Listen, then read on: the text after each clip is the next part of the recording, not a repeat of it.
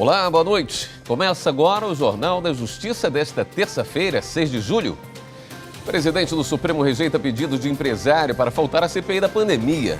Silvio Assis foi convocado para esclarecer suposta oferta de propina em negociações da vacina Covaxin.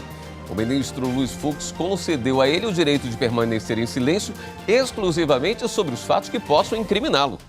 Esse é um dos destaques desta edição. Você vai ver também. Ministro Alexandre de Moraes manda deputado Daniel Silveira explicar em 48 horas supostos pedidos de asilo diplomático. Presidente Jair Bolsonaro questiona no Supremo lei que obriga a União a custear acesso de estudantes e professores da rede pública à internet. Julgamento no plenário virtual do STF tem maioria para negar pensão por morte à ex-companheira de homem casado.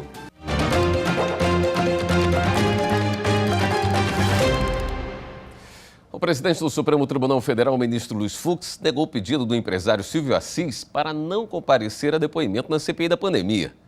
Vamos ao vivo com a repórter Marta Ferreira, que tem os detalhes para a gente. Oi, Marta. Boa noite. Boa noite, William. Boa noite a todos. Silvio de Assis foi convocado porque teria oferecido propina ao deputado federal Luiz Miranda durante a negociação da compra da vacina Covaxin pelo Ministério da Saúde. O ministro Luiz Fux considerou que os fatos indicam que Luiz Assis será ouvido como investigado e que, por isso, ele terá direito de permanecer calado nas questões que possam incriminá-lo. Ele também poderá ser acompanhado de um advogado durante o depoimento, que ainda não tem data marcada para acontecer na CPI da Covid. William.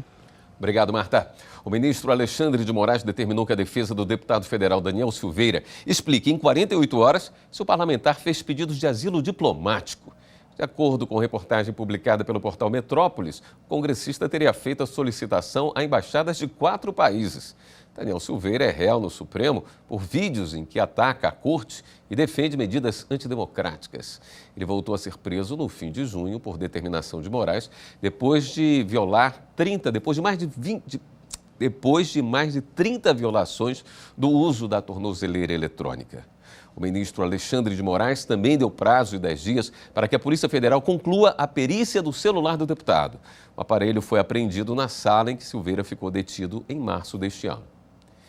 O Supremo Tribunal Federal, por unanimidade, julgou inconstitucionais portarias do Departamento de Trânsito de Tocantins que regulamentavam a profissão de despachante de trânsito no estado.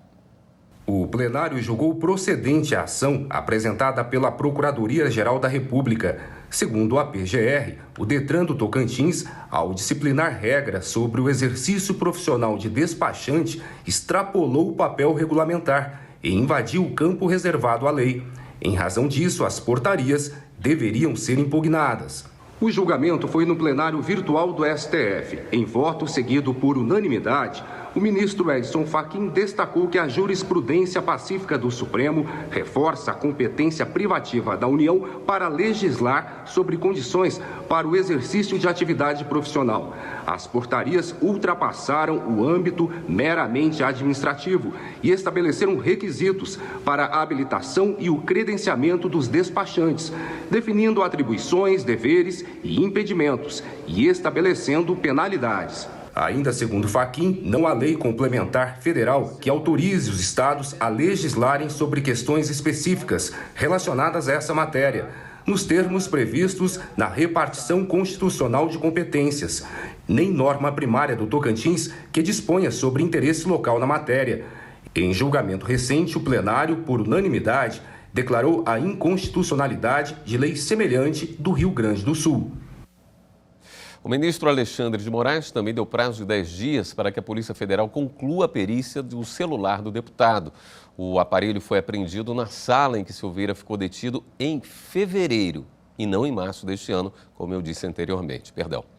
Também no plenário virtual, o Supremo validou a lei do Amazonas que criou fundo para custear serviços de cartório oferecidos de graça à população. O Fundo de Apoio ao Registro Civil das Pessoas Naturais foi criado no Amazonas por uma lei de 2013. O fundo custeia os serviços oferecidos de graça pelos cartórios de registro civil, como certidão de nascimento e de óbito. Os recursos vêm da aquisição do selo eletrônico de fiscalização e das taxas de serviços extrajudiciais. Há 4 anos, a Procuradoria-Geral da República entrou com uma ação no Supremo contra a lei do fundo. Alegou que o dinheiro é destinado a um fundo privado e que a cobrança tinha a característica de imposto sem previsão constitucional. Mas a relatora do caso, a ministra Carmen Lúcia, julgou a ação improcedente. Segundo a ministra, os recursos referentes ao valor do adicional do custo de aquisição do selo eletrônico de fiscalização não constitui receita decorrente de imposto. A relatora disse também que o fundo criado pela lei amazonense impugnada é de natureza pública, evidenciando-se a finalidade social voltada ao custeio de atos praticados gratuitamente pelos registradores civis das pessoas naturais e a manutenção das serventias deficitárias. A maioria dos ministros seguiu o voto da relatora. O Supremo formou maioria para negar pensão por morte à ex-companheira de homem casado. O recurso está em julgamento no plenário virtual e deve ser concluído até o dia 2 de agosto. O recurso da União questiona no Supremo uma decisão do Tribunal Regional Federal da 4ª Região que garantiu a uma mulher, amante de um ex-militar, uma parte da pensão deixada pelo ex-companheiro. O relator do caso é o ministro Dias Toffoli. No voto, ele recordou o julgamento ocorrido na Corte no ano passado de um caso parecido da relatoria do ministro Alexandre de Moraes. Na época, ficou decidido que o reconhecimento de 2 uniões estáveis não está previsto na lei, porque o Brasil é um país monogâmico, ou seja, não reconhece legalmente relacionamentos com mais de 2 pessoas envolvidas, sejam extraconjugais ou consentidos pelas partes.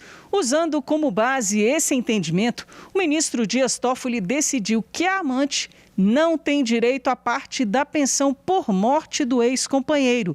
O julgamento está no plenário virtual com repercussão geral reconhecida e tem previsão de ser concluído no dia 2 de agosto.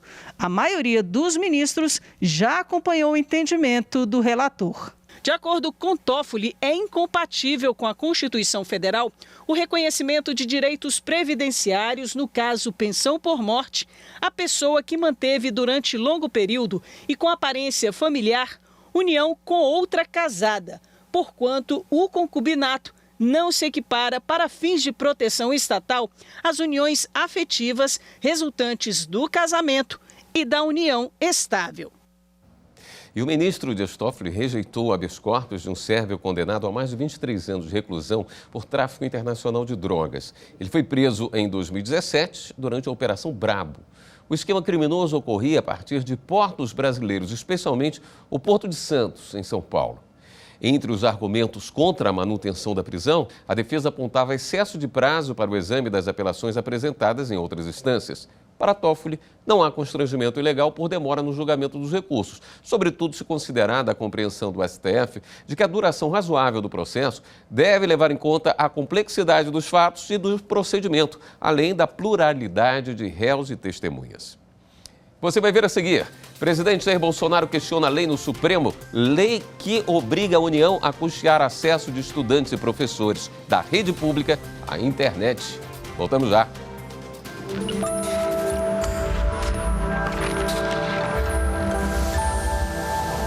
O Brasil adotou como forma de Estado a federação, o que se pode constatar pela leitura do artigo 1º da Constituição Federal, segundo o qual a República Federativa do Brasil é formada pela união indissolúvel dos Estados, dos municípios e do Distrito Federal. A inexistência do direito de secessão revela a vontade da Constituição de que os entes federativos convivam de forma harmoniosa e cooperativa para o fortalecimento do Estado democrático e o desenvolvimento socioeconômico do país.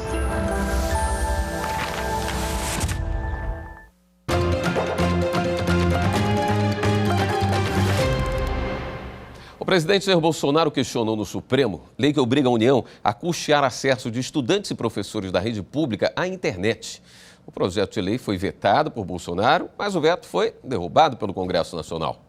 Para o presidente da República, a previsão do repasse de 3,5 bilhões de reais pela União aos estados e ao Distrito Federal diz respeito à responsabilidade fiscal e limite de gastos públicos. Ele argumenta ainda que a simples transferência de verbas públicas não é a medida mais eficiente para garantir o acesso e que as contrapartidas estabelecidas pela lei questionada são fracas. O relator da ação é o ministro Dias Toffoli. A Polícia Civil do Distrito Federal, com apoio do Ministério Público, desmontou nesta terça-feira um sofisticado esquema de fraude fiscal. A Operação Nota Fria contou com 200 policiais que cumpriram pelo menos uma centena de mandados de busca e apreensão em empresas do DF. As investigações duraram mais de um ano e apontaram a existência de uma organização especializada em sonegar imposto do governo do Distrito Federal. Os criminosos criaram mais de 100 empresas de fachada para emitir notas fiscais frias para outras empresas que se beneficiavam dos créditos de ICMS. De acordo com a Polícia Civil, as transações ilegais geraram prejuízos de 60 milhões de reais aos cofres públicos. Na operação desta terça-feira, 8 pessoas foram presas. Os policiais cumpriram mandados em 110 empresas do DF e apreenderam armas, dinheiro, veículos e documentos falsos. A sexta turma do Tribunal Superior do Trabalho declarou que o auxílio alimentação fornecido pela Companhia Docas do Pará a uma guarda portuário tem natureza indenizatória. Na reclamação trabalhista, o guarda portuário pediu o reconhecimento da natureza salarial do Vale Alimentação, com a repercussão da quantia em outros direitos trabalhistas. Em primeiro grau, o pedido foi negado, mas o juízo de segundo grau modificou a sentença. A empresa recorreu e o caso chegou ao Tribunal Superior do Trabalho. O relator do recurso, ministro Augusto César, explicou que, para ter natureza salarial, o benefício deveria ser fornecido gratuitamente pela empresa, o que não é o caso. Segundo o ministro, a participação do empregado, ainda que em pequenos valores, caracteriza a natureza indenizatória do auxílio alimentação. Assim, a sexta turma restabeleceu a sentença ao declarar a natureza indenizatória da parcela. A decisão foi unânime. Uma professora de Pernambuco recusou recolocação após retorno de tratamento de câncer não vai ser reintegrada. A decisão é da seção 2 de dissídios individuais do TST. Na Justiça, a professora contou que após 2 anos como diretora-geral do campus, foi diagnosticada com câncer de mama e precisou se afastar do trabalho por cerca de 6 meses para fazer cirurgia e tratamento de radioterapia e quimioterapia. Segundo ela, ao tirar férias, foi substituída por um diretor-geral interino que permaneceu no cargo mesmo após o retorno dela às atividades. A profissional contou ainda que a instituição ofereceu o cargo de professora, mas ela recusou por entender que não tinha condições de lecionar na área destinada. Após novo período de férias, foi dispensada. O Tribunal Regional do Trabalho da 6ª Região, em Pernambuco, manteve a decisão de primeiro grau que havia condenado a empresa a reintegrar a professora ao posto de trabalho. Para o regional, ela não poderia ter sido dispensada por se encontrar inapta para o trabalho devido ao quadro clínico. A instituição, então, recorreu ao TST. Alegou que a dispensa estava dentro da lei e negou que tinha sido discriminatória. Afirmou ainda que nomeou outra pessoa para o cargo porque não havia previsão para o retorno da profissional. O relator na seção 2 de dissídios individuais, ministro Douglas Alencar Rodrigues, considerou que as circunstâncias do caso demonstram que o empregador conduziu todo o processo de boa-fé, preservando o padrão salarial da professora no período de afastamento e ofertando a ela nova colocação. Para o ministro, a dispensa ocorrida 2 anos após o diagnóstico do câncer não caracteriza discriminação. Observou ainda que o afastamento por doença que não seja ocupacional não garante estabilidade no emprego, nem justifica a ordem de reintegração. Dessa forma, por maioria de votos, a professora não vai ser reintegrada ao emprego. O Ministério Público Federal pediu na Justiça a realocação de uma escola que fica na zona rural de Uberlândia, em Minas Gerais, afetada por obras realizadas em rodovia. Atualmente, cerca de 100 estudantes da Escola Municipal Nicanor Parreira, que fica na zona rural, entre as rodovias mineiras BR-365 e BR-153, estão tendo que viajar por mais de 1 hora para assistir aulas na zona urbana. devido a obras que estão sendo realizadas nessas rodovias.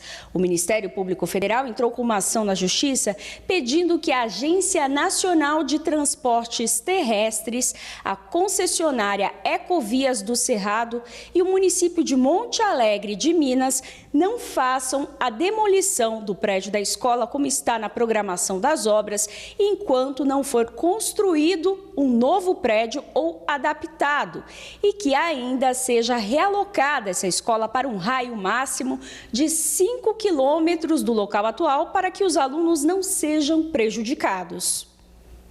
E no próximo bloco, o Seminário de Verão de Coimbra, em Portugal, homenageia o decano do Supremo, o ministro Marco Aurélio. Voltamos já.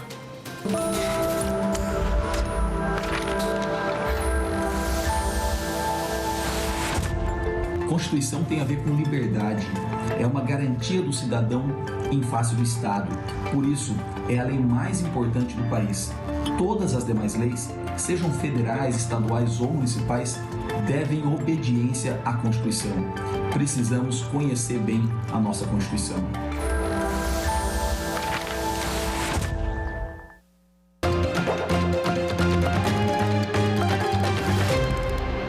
A Advocacia Geral da União confirmou na Justiça que a União não é obrigada a ser incluída no polo passivo de ações em que se discute o fornecimento de medicamentos ou tratamento médico. O caso trata de ação movida contra o estado de Sergipe e o município de Aracaju por uma pessoa que tinha câncer de mama. A autora da ação queria receber de forma gratuita o medicamento Cadicila para o tratamento da doença. A Justiça Estadual de Sergipe se declarou incompetente para julgar o caso, por entender que se tratava de um litisconsórcio necessário com a União. Quando o caso foi para a Justiça Federal, a AGU começou a atuar no caso. Segundo a Advocacia Geral, a participação da União só é obrigatória naqueles casos que forem direcionados contra ela desde o início. Somente existe a obrigatoriedade de participação da União em processo de saúde, a parte seguindo precedente do STF, em caso de medicamentos sem registro na Anvisa. O Tribunal Regional Federal da 5ª Região decidiu por unanimidade negar o recurso do estado de Sergipe. Concordando com os argumentos da AGU, o TRF5 declarou a competência da Justiça Estadual para o caso. Acreditamos que esse precedente do TRF5 evitará que outros juízes estaduais, em casos similares, remetam equivocadamente feitos de saúde para a Justiça Federal sob o argumento de que, não existindo previsão na lista do SUS, a União seria obrigada a participar do processo. O Tribunal Regional Federal da 1ª Região garantiu indenização por danos morais a portador da síndrome da talidomida. Veja na reportagem de Daniela Garcia. Os anos 60 ficaram marcados na memória de muita gente de forma negativa, pois foi quando começaram a aparecer graves efeitos colaterais nos bebês cujas mães usaram o medicamento alemão talidomida.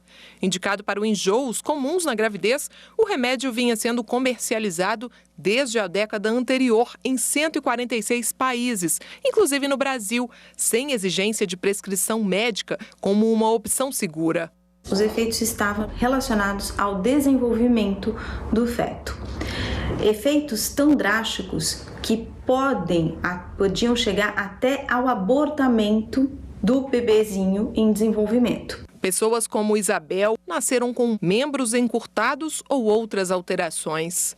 Nasci em 1962, numa época em que essa droga, a talidomida, foi enviada pela Alemanha pelo Brasil e fez um acordo com laboratórios aqui e que começaram a produzir. Quando criança, sempre passamos bastante trabalho, porque sendo diferente, acontece que as outras crianças sempre imitam, brincam, debocham.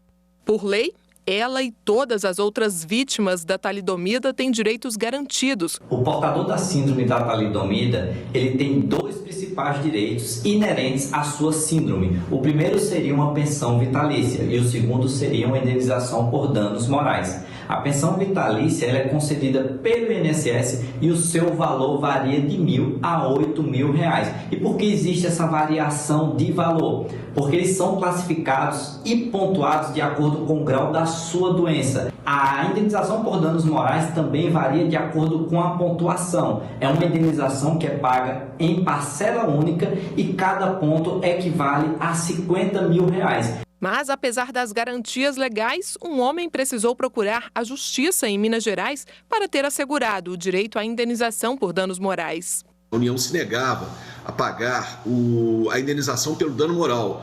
Essa indenização por dano moral para as vítimas de talidomida ela foi reconhecida pela Lei 12.190 de 2010. E, em virtude dessa negativa, nós tivemos que recorrer à Justiça Federal.